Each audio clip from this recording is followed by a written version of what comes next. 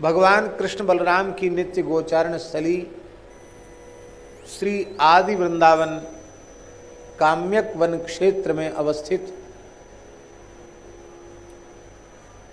प्रतिज्ञा वन में, जहाँ सौगंधनी शिला है, जिसे छूकर भगवान ने कभी भी ब्रज को त्याग न करने की शपथ ली, कभी भी ब्रजवासियों को न त्यागने की शपथ ली, ऐसे इस प्रतिज्ञा वन में सर्वदेवमयी, सर्ववेदमयी, सर्वतीर्थमयी साक्षात भगवती दुर्गा का स्वरूप श्री गोमाता एवं उनके पवित्र वंश की चरण सन्निधि में और एक अत्यंत पवित्र भाव को लेकर, वो पवित्र भाव यह है कि भगवान की नित्य गोचारण स्थली जड़खोर गोधाम की गो सेवा में हम आप सब भी अपनी सहभागिता सुनिश्चित कर सकें। गोधाम की सेवार्थ यह श्री सुरभि सहस्त्रचंडी महायज्ञ, श्रीमद् भागवत की मंगलमयी कथा एवं अनेक उत्सव, उनके मूल में भाव यही है कि संपूर्ण धरती पर वेद लक्षणा भारतीय देसी गोवंश के महात्म्य का प्रकाश हो, गौ भक्ति की पुनഃस्थापना हो और भारत ही नहीं संपूर्ण यह पृथ्वी गाय के रक्त से रंजित होने वाले महापाप से बच जाए। और इस महापाप से बचने का शुभ परिणाम यह होगा कि संपूर्ण विश्व सुरक्षित हो जाएगा, संरक्षित हो जाएगा, प्रकृति पर्यावरण की विकृतियां भी समाप्त हो जाएंगी और यह मानव जाति जिसलिए भगवान ने इसे मनुष्य बनाया है, उस अपने चरम परम लक्ष्य को प्राप्त करके अपने जीवन जन्म को कृतार्थ कर सकेगी। यही पवित्र भाव लेकर हम लोग यह उत्सव मना रहे हैं। आज उत्सव का प्रथम दिवस था। प्रथम दिवस में तो विलंब होता ही है, लेकिन यह आप अपने मन में पक्का कर लीजिए कि किसी को तो अनुष्ठान की, उत्सव की निर्विघ्न परिसमाप्ति पर फल की प्राप्ति हो। हम लोगों को तो ब्रज के महान संतों के दर्शन के रूप में इस अनुष्ठान के पुण्य फल की प्राप्ति आरंभ में ही हो गई। श्री माताजी गौशाला में पूज्य श्री मुरारी बापू जी की श्री राम कथा हो रही है।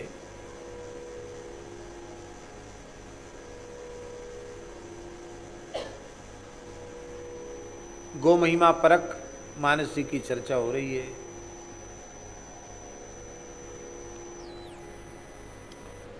और इतने मानस सुरधेनु,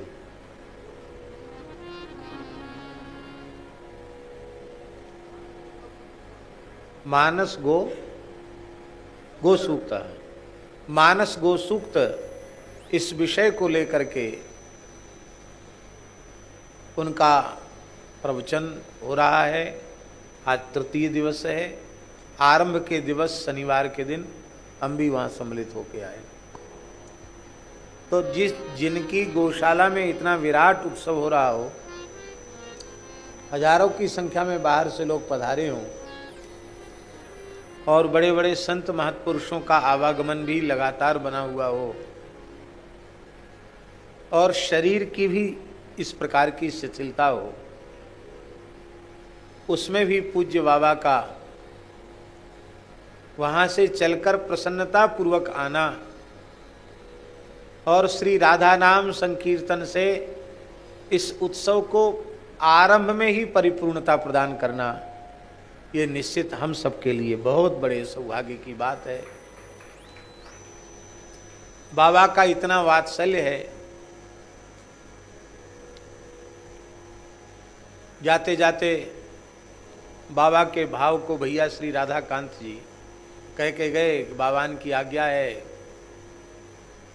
कि ये गौशाला तो बाबा की है ही है, वो गौशाला भी आपकी है। जड़खोर गोधाम और माताजी गौशाला दो नहीं है, एक ही है। इसीलिए पूज्य बाबा अपनी ओर से कृपा करुणा करके, प्रार्थना तो की गई थी, लेकिन इस स्थिति में पूज्य बाबा का जो पदार्पण हुआ निश्चित ही अत्यंत गरिमापूर्ण है। श्री गीता मनीषी जो समग्र विश्व में श्रीमद् भगवद गीता का प्रचार प्रसार जिनके माध्यम से हो रहा है, जो कर रहे हैं, ऐसे पूज्य श्री गीता मनीषी स्वामी श्री ज्ञानानंद जी महाराज भी यद्यपि इस पूरे नवरात्रि में अत्यंत व्यस्त हैं,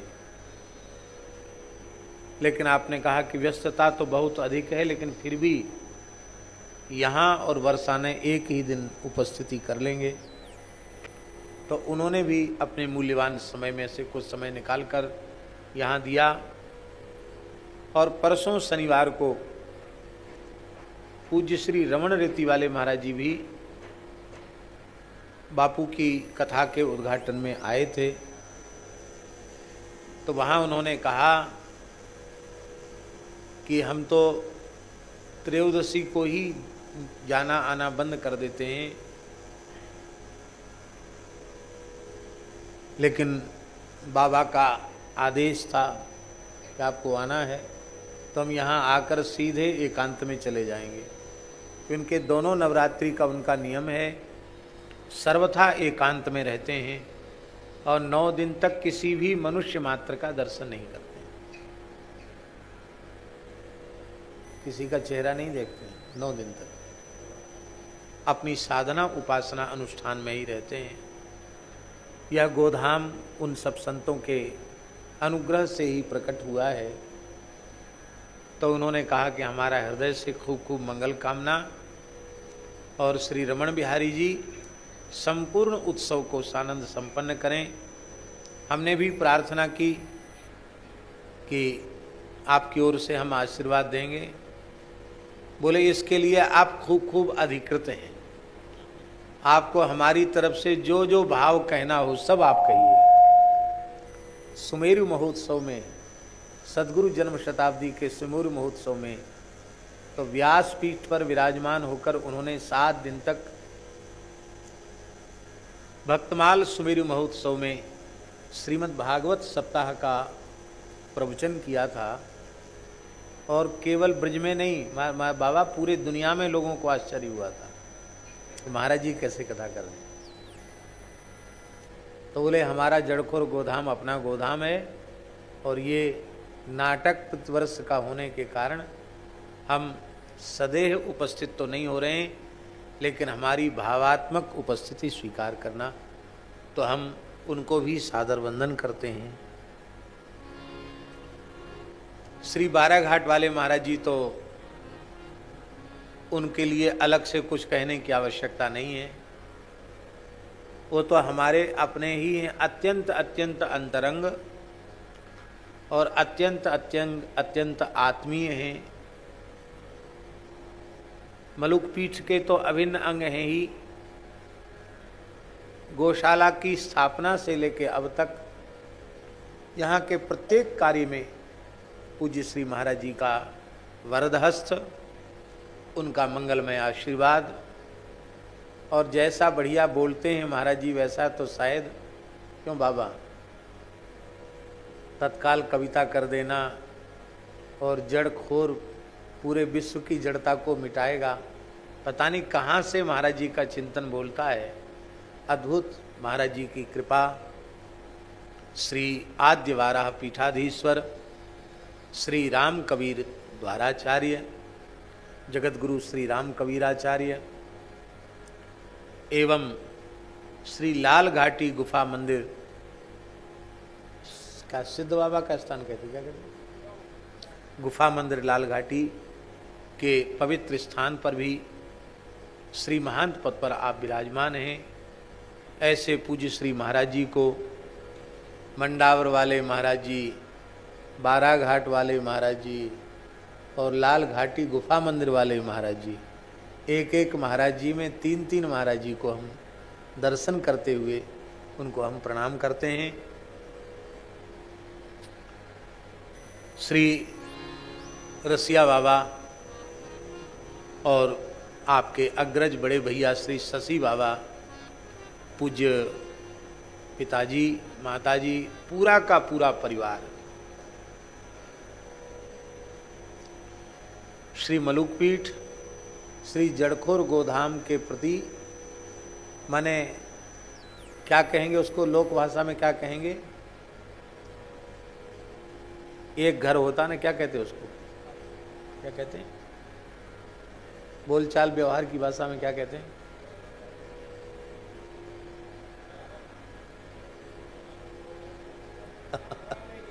घराने के, हाँ ये बात। तो ऐसा कभी लगता ही नहीं कि अलग से कोई हो, और ना हमें कभी ऐसा लगता है कि हम शरणागति जाते हों तो हम कहीं बुलाए पे जा रहे हैं या कहीं जा, ऐसा कभी नहीं लगता। हमको यही लगता है हम अपने स्थान में जा रहे हैं, अपने ठाकुर जी के पास जा रहे हैं। इस पूरे परिवार के प्रति हृदय से अत्यंत आत्मीयता का भाव। और हम तो कहेंगे किसी को अन्यथा या अनुचित लगे तो वो क्षमा करें।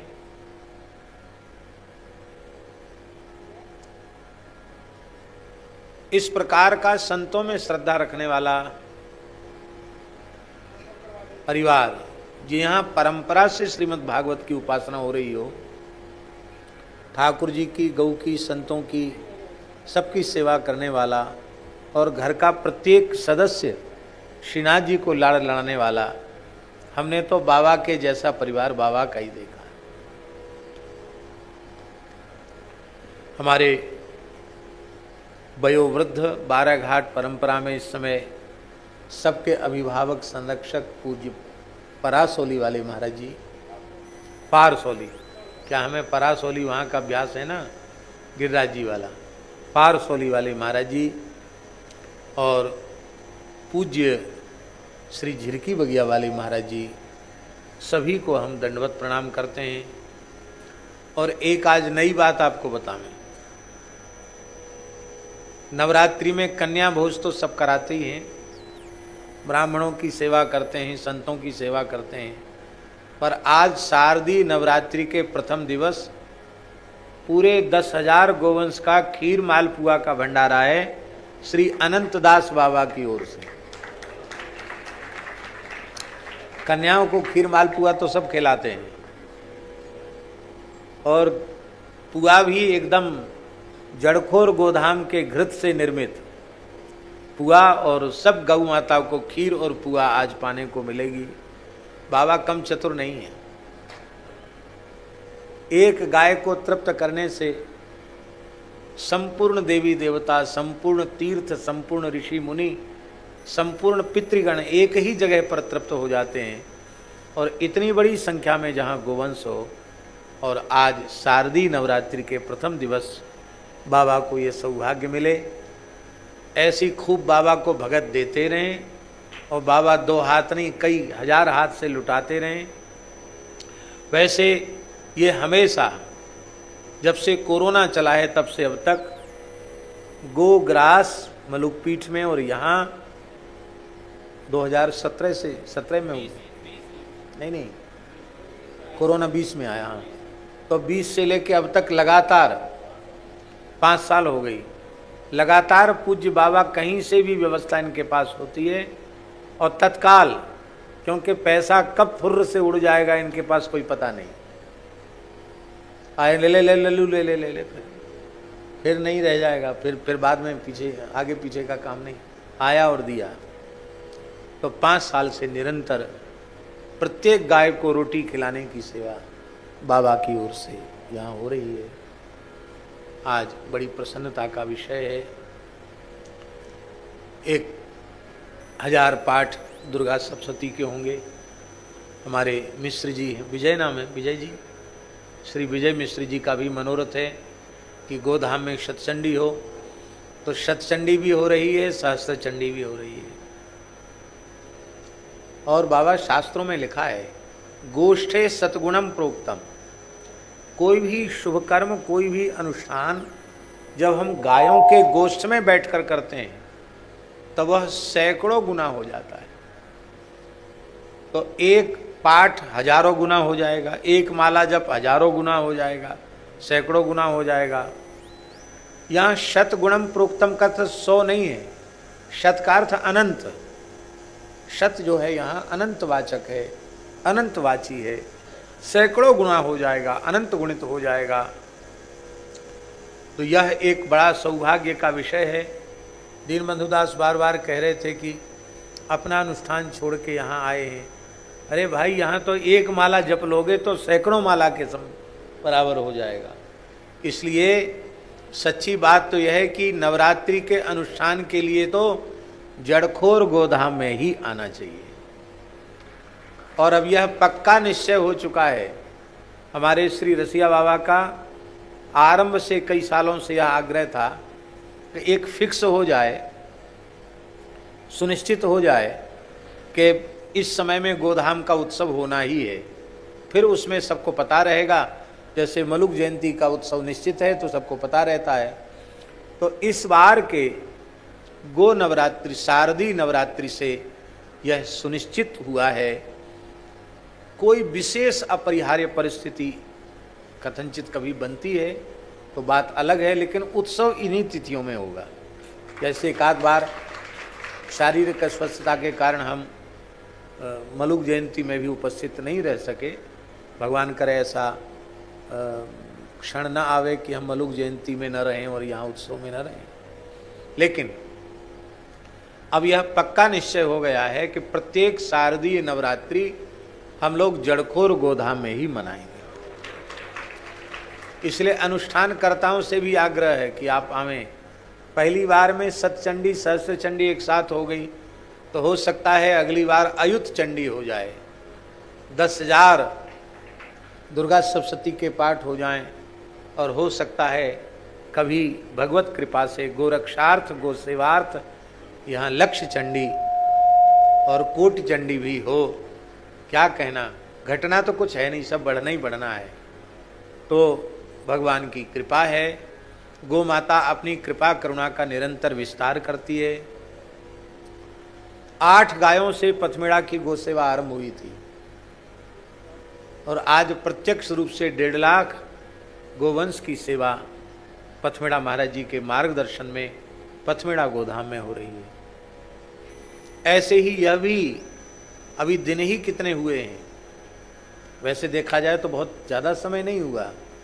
थोड़े समय में जिस प्रकार का प्रकाश और विकास गो सेवा के क्षेत्र में जड़खोर गोधाम में हुआ है वो निश्चित ही अनुपम है और अद्भुत है, और भगवान की कृपा करुणा का, गौ माता की कृपा करुणा का प्रत्यक्ष चमत्कार भी। भगवान की कृपा से एक व्यक्ति का भी मिलना कई बार कई जगह कठिन होता है, पर यहाँ भगवान ने इतनी अच्छी टीम आरंभ से ही दी। हमारे श्री राधिका दास जी रूंगटा जी कमर कस के उन्होंने इस जड़खोर गोधाम को खड़ा करने में अपनी पूरी शक्ति, एड़ी चोटी का पसीना एक करके इसको खड़ा किया। और इस समय भी सज्जन जी, अचिंत जी, अतुल जी, चांडक जी, तमोलिया जी और सभी लोग जिनके नाम हम नहीं ले पा रहे हैं, गोपाल जी, राजेश जी, विजय कंजानी जी, सबके सब इतने अच्छे लोग, पूरे हृदय से श्रद्धा से समर्पित लोग हैं कि यदि थोड़ा और अधिक शासन की ओर से सहयोग मिले, जो कि शासन के माध्यम से ही संभव है, वो सहयोग शासन की ओर से मिले और गो भक्तों का इसी प्रकार का उत्साह बना रहे, सहयोग बना रहे, तो वह दिन दूर नहीं जब जड़खोर गोधाम में भी 1 लाख से ऊपर गोवंश की सेवा होगी। भारतवर्ष में अनेक स्थलों पर वेद विद्यालय हैं, गुरुकुल हैं और सभी जगह वेद का बहुत अच्छा कार्य हो रहा है, वेदांग का कार्य हो रहा है। पर जड़खोर गोधाम में जिस मर्यादा से बटुक ब्रह्मचारी निवास कर रहे हैं, समय से त्रिकाल संध्योपासन करते हुए, दोनों समय समिधाधान करते हुए, पलाश दंड धारण पूर्वक, मौंजीय व्रत धारण पूर्वक, मूंज की मेखला धारण करते हुए, जिस पद्धति से वो यहाँ निवास कर रहे हैं और यहाँ जो संस्कार युक्त उत्तम शिक्षा हो रही है, एक प्रकार से इन विप्र बालकों में पुनः ऋषित्व की स्थापना हो रही है, ब्रह्म ऋषित्व का जागरण हो रहा है। यह जो कार्य यहाँ हो रहा है, ये भगवत कृपा से दूसरी जगह इस प्रकार का उदाहरण मिलना अत्यंत कठिन है। भगवान की बड़ी कृपा है। भागवत जी का मनोरथ, सुनीता जी नाम है, सुनीता जी का मनोरथ था और एक बार तो ये हाँ बोल के पीछे हट गई। यद्यपि उत्सव का पूरा मनोरथी बनना तो एक के बस की बात नहीं है, क्योंकि बहुत बड़ा उत्सव है, लेकिन जो कुछ भी सेवा हो, इनके मन में भाव जगा और सज्जन जी से चर्चा हुई तो इनको भगवान इस शारदीय नवरात्रि में ये सौभाग्य दे रहे हैं। ये भगवान की विशेष कृपा। समय तो आज कथा की पूर्ति का हो गया है। हाँ, परम पूज्य श्री राम स्वरूप दास जी महाराज भी इस नवरात्रि में गोमती विद्या का अनुष्ठान करने वाले हैं, जैसा हमको बताया था। गोमती विद्या का, तो गोमती विद्या का स्वयं जिन्होंने गो भक्तमाल प्रकट किया और गो भक्ति परक ऐसी ऐसी सुंदर सुंदर रचनाएं जिन्होंने प्रस्तुत की, गो भक्ति परक कहानियां जिन्होंने लिखी, क्या नहीं लिखा गाय के लिए, ऐसे पूज्य श्री राम स्वरूप दास जी के द्वारा मर्यादा पूर्वक गव्य पदार्थों का सेवन करते हुए इस पूरे नवरात्रि में गोमती विद्या का जो अनुष्ठान होगा, उसका दिव्य परिणाम निश्चित पूरे संसार के सामने आएगा। हम उनको भी वंदन करते हैं। अब उनका विरक्त वेश हो गया है और विरक्तों के पूर्वाश्रम का उन्हें स्मरण कराना साधु साई मर्यादा के विरुद्ध है। पूज्य श्री रमण रीति वाले महाराज जी ने कहा कि अब तो उनका जो संत वाला नाम है वही नाम उच्चारण किया जाए तो अच्छा है, इसलिए हम उसी नाम से उनका स्मरण कर रहे हैं। श्री राम स्वरूप दास जी महाराज भक्तमाली जी के शिष्य, और अब एक नई उपाधि गो भक्तमाली, भक्तमाली में भी गो जुड़ गया, तो श्री राम स्वरूप दास जी गो भक्तमाली जी, उनके द्वारा गोमती विद्या का पाठ होगा। श्री जगत गुरु रामानंदाचार्य भगवान के 12 शिष्यों में श्री स्वामी भावानंदाचार्य जी महाराज हुए, जिन्हें श्री संत निवृत्तिनाथ, संत ज्ञानेश्वर, संत सोपानदेव और मुक्ताबाई जैसे दिव्य रत्नों को प्रकट करने का श्रेय प्राप्त हुआ। उन श्री स्वामी भावानंदाचार्य जी के नाम से स्थापित पीठ पर विराजमान श्री भावानंदाचार्य पीठाधीश्वर जगत गुरु द्वाराचार्य श्री अभिराम दास जी के, अभिरामाचार्य जी लिखते हैं, क्या लिखते हैं, हाँ, श्री अभिराम दास देवाचार्य जी, इनकी श्रीमद् देवी भागवत की कथा पूर्छा में थी ना, क्या नहीं, इस नवरात्रि में तो थी ना कहीं। तो फिर इस समय भी इनका समय निश्चित था, हमने इनको कहा था, तो बोले हमारा समय तो पूर्व निश्चित है, पर उन लोगों ने स्वीकार कर लिया कि ठीक है, आप नवरात्रि का अनुष्ठान जड़खोर गोधाम में कर लीजिए, माने कथा को आगे बढ़ाना कहते, क्या कहते हैं? हाँ, जो भी हो अंग्रेजी में कहते हो, हम जानते नहीं हैं। अभी स्थगित होके वो आगे बढ़ गई है। तो आपको भी 9 दिन तक यहाँ 10 दिन तक रह करके अनुष्ठान का सौभाग्य भी मिलेगा। मार्कंडेय पुराण का पारायण श्री कृष्ण गोपाल दास जी कर रहे हैं, क्योंकि नवरात्रि है। और श्रीमद् देवी भागवत का पारायण कौन कर रहा है? वो भी कोई पारायण विद्वान कर रहे हैं। इस तरह से सारा काम, बहुत बढ़िया अनुष्ठान का क्रम, श्रीमद् भागवत जी के भी मूल पारायण हो रहे हैं। खूब सुंदर क्रम आरंभ हुआ है। अब लाभ लेने की आवश्यकता हम लोगों को है कि हम लोग लाभ लें। पुनः पुनः पूज्य श्री पथमेड़ा महाराज जी ने अपना मंगलमय आशीर्वाद आज आरंभ के दिन प्रदान किया। आज हमने सवेरे संदेश भेजा था, तो हमको ये नहीं था कि इतने जल्दी महाराज जी का लिखित आशीर्वाद आ जाएगा, पर तत्काल उन्होंने लिखित आशीर्वाद अपना भेजा। यह जड़खोर गोधाम उनका अपना ही है, वे ही इसके अभिभावक, संरक्षक और हम सब लोगों के मार्गदर्शक हैं। गौ सेवा के क्षेत्र में भारतवर्ष में कोई भी कुछ कार्य करता हो, उनके प्रधान मार्गदर्शक के रूप में पूज्य श्री पथमेड़ा महाराज हैं। और हम लोगों का सौभाग्य है कि हम लोगों को इस कालखंड में परम पूज्य पथमेड़ा महाराज जैसे दिव्य संत हम लोगों को प्राप्त हैं। ये हम लोगों का सौभाग्य है। हम उनके चरणों में भी प्रणाम करते हुए और आज थोड़ी सी कथा कहेंगे और फिर कल से ठीक समय से कथा का आरंभ होगा। श्रीमद् भागवत के 2 महात्म्य हैं। एक महात्म्य है स्कंद पुराण का और दूसरा महात्म्य है पद्म पुराण का।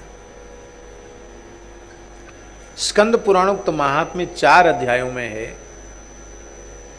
और पद्म पुराणोक्त महात्म्य 2 अध्यायों में। पद्म पुराणोक्त महात्म्य 6 अध्यायों में है और स्कंद पुराणोक्त महात्म्य 4 अध्यायों में। स्कंद पुराणोक्त महात्म्य का सार सर्वस्व यही है कि भगवान श्री कृष्ण की 16,100 रानियां राजर्षि परीक्षित के साथ, बज्रनाभ जी के साथ ब्रज में आ जाती हैं। श्री बज्रनाभ जी का ब्रजराज पद पर अभिषेक होता है। ब्रज में भगवान के विलुप्त लीला स्थलों को वो पुनः स्थापित करते हैं महर्षि शांडिल्य जी के मार्गदर्शन में। और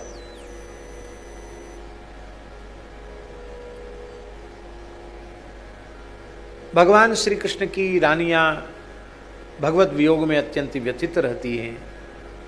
श्री यमुना जी उनको समाधान बताती हैं। यमुना जी से वे पूछती हैं, श्री कृष्ण पत्न्य ऊचुः यथा वयं कृष्ण पत्न्य तथा त्वमपि शोभने वयं विरह दुखार्ता त्वन्न कालिंदी तद्वद। जैसे हम सब श्री कृष्ण की रानियां हैं, ऐसे ही आप भी श्री कृष्ण की चतुर्थ पट्ट रानी हैं। तो आप तो बहुत प्रसन्न हैं, क्या आपको श्री कृष्ण का वियोग व्याप्त नहीं होता? यमुना जी ने कहा नहीं होता। क्यों? बोले श्री कृष्ण कहीं गए ही नहीं, तो वियोग किस बात का? ये ब्रजमंडल श्री कृष्ण का नित्य विहार स्थल है। यहां से श्री कृष्ण कहीं जाते नहीं हैं और मैं उनकी नित्य लीला में निरंतर अंग बनकर, साक्षी बनकर, एक उपकरण बनकर मुझे सेवा का सौभाग्य प्राप्त होता है, तो भला मुझे वियोग की अनुभूति कैसे होगी?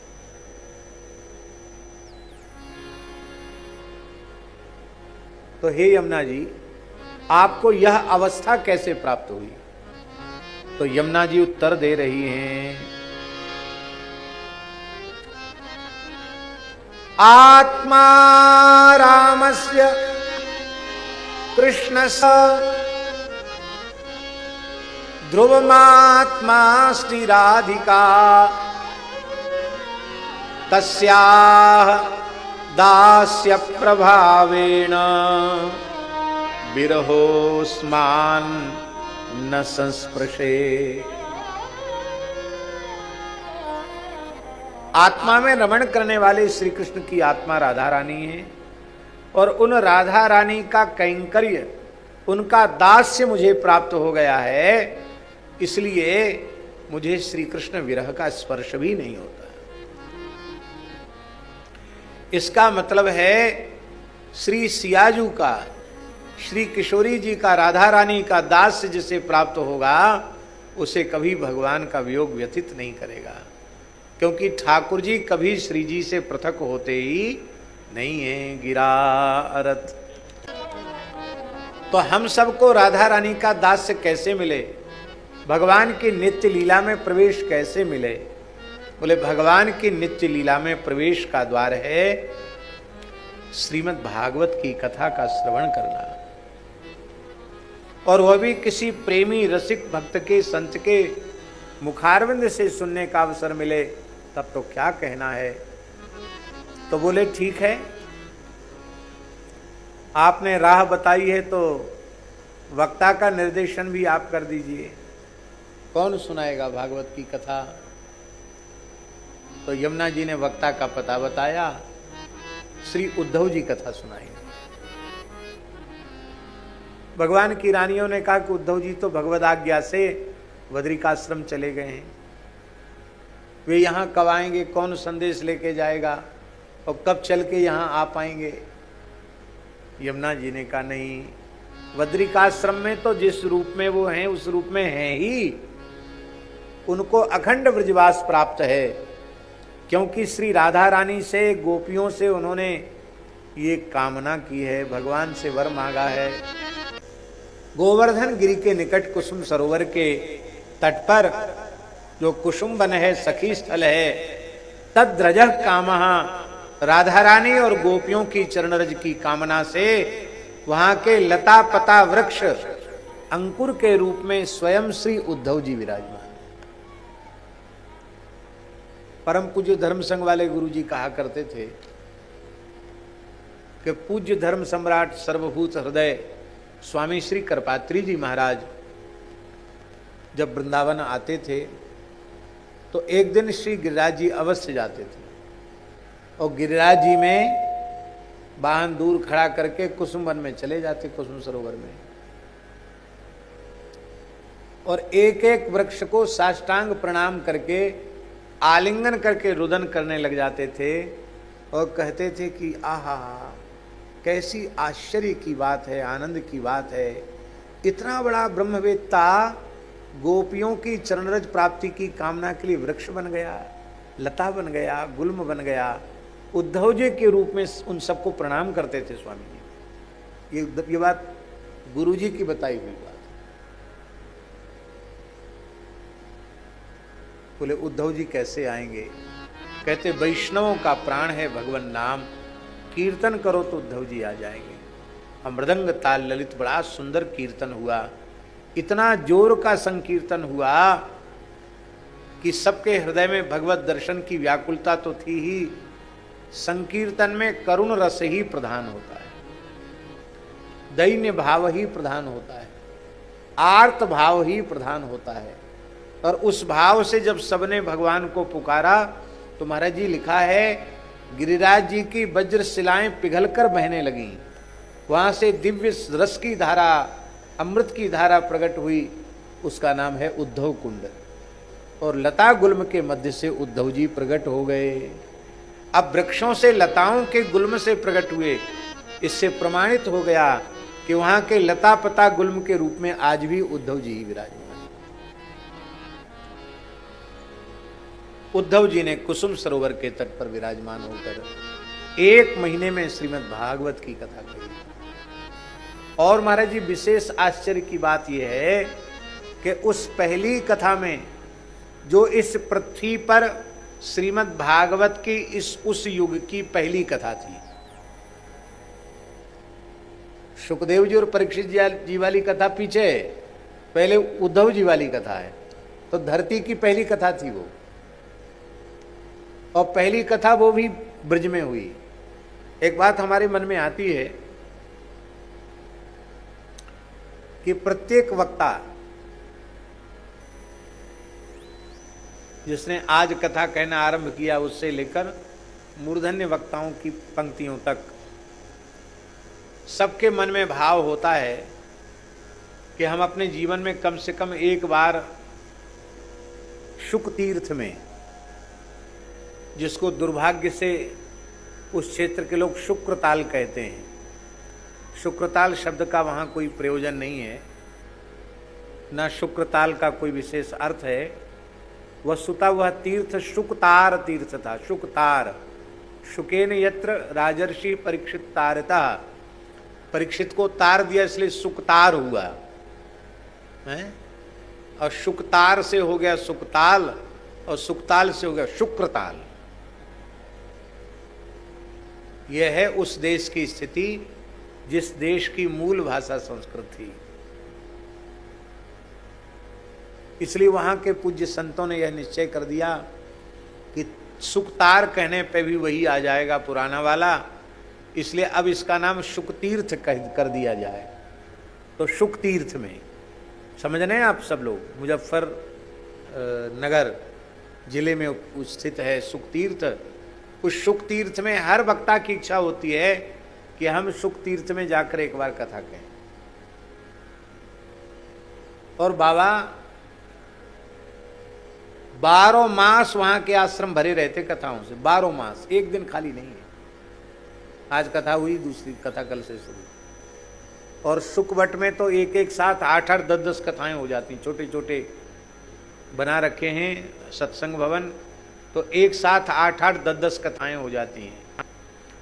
कम से कम 12-15 कथा तो हमेशा वहां होती रहती है।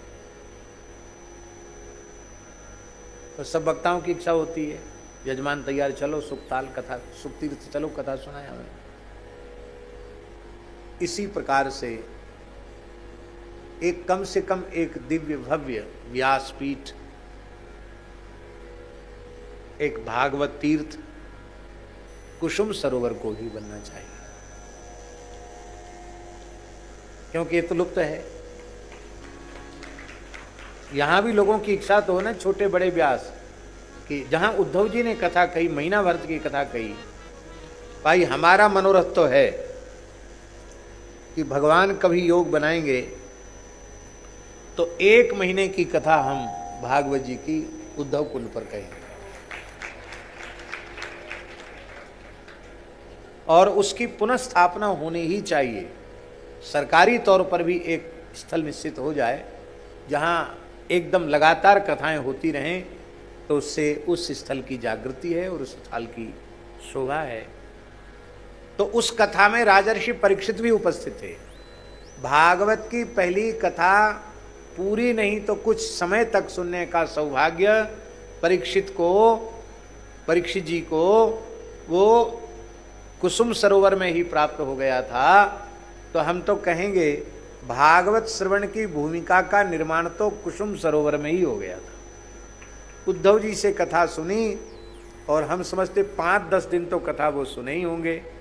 इसी बीच में हस्तिनापुर से संदेश आया कि अधिक समय से नगर से, राज्य से बाहर रहने के कारण कुछ व्यवस्थाएं बिगड़ रही हैं, तब राजधर्म आवश्यक है, उसका पालन करना।